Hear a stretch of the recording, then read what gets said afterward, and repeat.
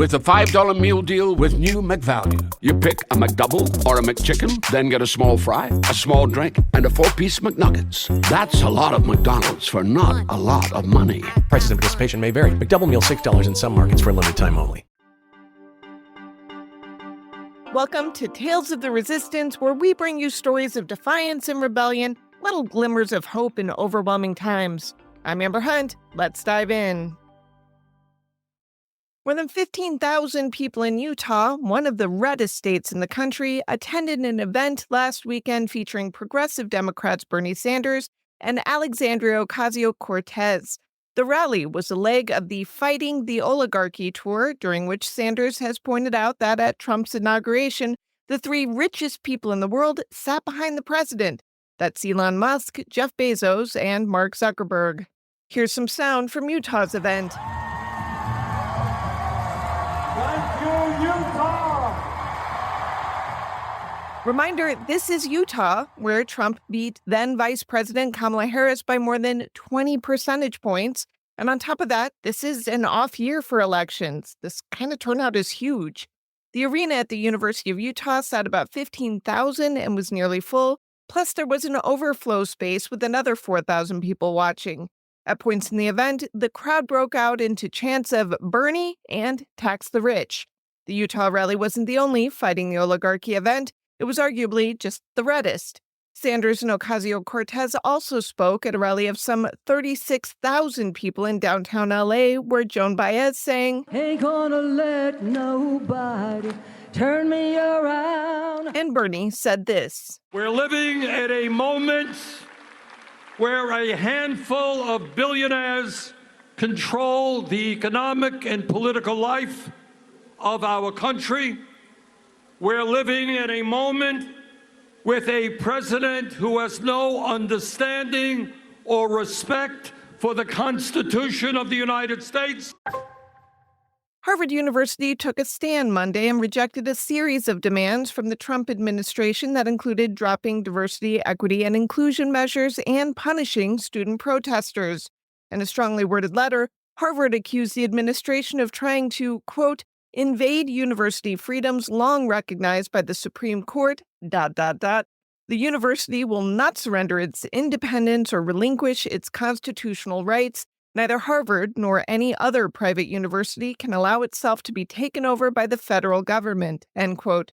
Now, this was in response to administrative demands to audit the viewpoints of its student body, faculty, and staff, and reduce the quote-unquote power of people whose viewpoints the administration does not agree with.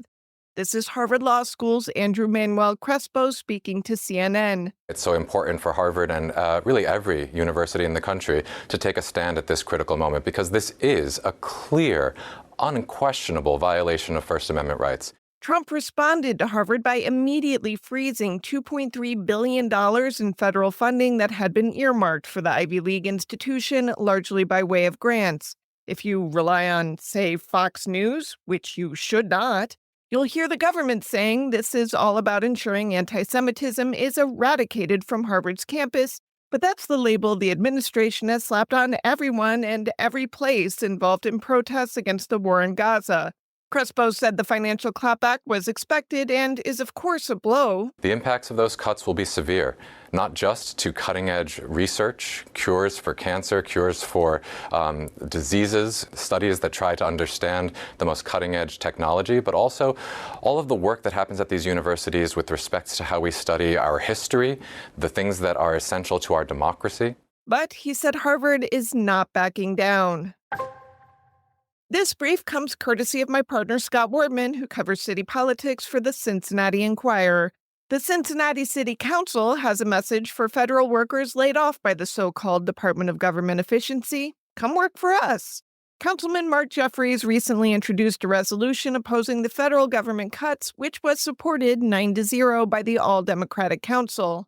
Whereas the city recognizes the invaluable contributions of our federal workers and stands ready to assist impacted employees by connecting them with job opportunities within the city's workforce and affiliated partners. Now, therefore, be it resolved, the Council City of the Cincinnati, State of Ohio, that the mayor of this council firmly oppose recent federal policies that result in mass layoffs arbitrary workforce reductions, and the privatization or dismantling of critical public agencies, actions which destabilize families, harm local economies, and erode public trust in government. That the city of Cincinnati extends its deepest appreciation to all federal employees who serve our nation with integrity, diligence, and professionalism, and reaffirms its support for their continued employment and service within our community. Jeffries said the move was meant to exert a little control over something. We can't control what is happening in D.C. We can, at minimum, express our deep concern and outrage over it with this resolution and support for all the federal workers locally. City Manager Cheryl Long said the city especially needs analysts and engineers, but would post all open positions on forums for federal workers, as well as through the social networking site LinkedIn. Maryland protesters gathered last weekend in support of Kilmar Abrego Garcia, a father and steel worker who was shipped to an El Salvador prison after ICE agents arrested him without a warrant. Garcia's case has made international news because, while he entered the U.S. illegally as a teenager, and while his request for asylum was denied, the judge overseeing that request granted him withholding of removal status in 2019. That meant he wasn't supposed to be deported to El Salvador specifically due to the threat that gangs could pose to him. The judge found Garcia was, quote, more likely than not to be harmed if he was returned to El Salvador, end quote. Garcia had been granted a work permit that allowed him to live and work legally in Maryland ever since. Garcia's lawyer said his only encounters with law enforcement in the intervening years were his annual required check-ins with ICE. Since his arrest, the government has alleged he has gang ties, but has proffered no evidence to support this. The government also acknowledged Garcia wasn't supposed to be sent to El Salvador, but claimed it happened anyway because of an alleged administrative error. One protester told CBS News, when a government starts to target a specific group, it's only a matter of time before they'll target additional groups. We're seeing civil rights be eroded. We're seeing people be dehumanized, villainized, and it's not right. The Supreme Court of the United States ruled unanimously earlier this month that the Department of Justice must work to get Garcia returned to the U.S. As of this recording, the DOJ hasn't done a thing and, in fact, has adamantly said it's not required to. Garcia supporters aren't giving up hope, however. Faith leaders, immigrant rights advocates, and Prince George's County community members gathered outside the White House to hold an interfaith prayer vigil to call on Trump to bring the man home. Outside of a little cafe in Providence, Rhode Island on Monday stood a sandwich board with a message. It read, quote, the first step in liquidating a people is to erase its memory, destroy its books, its culture, its history, end quote. That's a quote from the late Milan Kundera, a Czech and French novelist whose best-known work is The Unbearable Lightness of Being.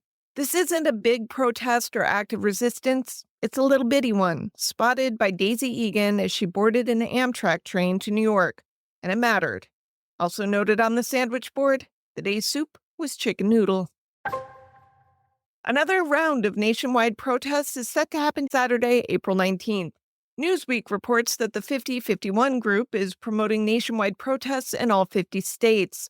Their hope is to get 3.5% of the U.S. population, which translates to more than 11 million people, to participate. They say that ambitious goal is the threshold needed for, quote, sustained resistance in order to make a difference, end quote. 50-51 was one of dozens of groups that participated in the April 5th hands-off protests, which drew millions of people to protests across the world. The group announced Saturday's events just after Senate Republicans approved Trump's tax and spending cut framework. 50-51, by the way, stands for 50 protests, 50 states, one movement. This has been Tales of the Resistance, a production of Grab Bag Collab. The show's reported and edited by Amanda Rossman and me. Amanda produces the show. Daisy Egan sometimes chimes in. Support Grab Bag Collab at patreon.com/GrabBagCollab.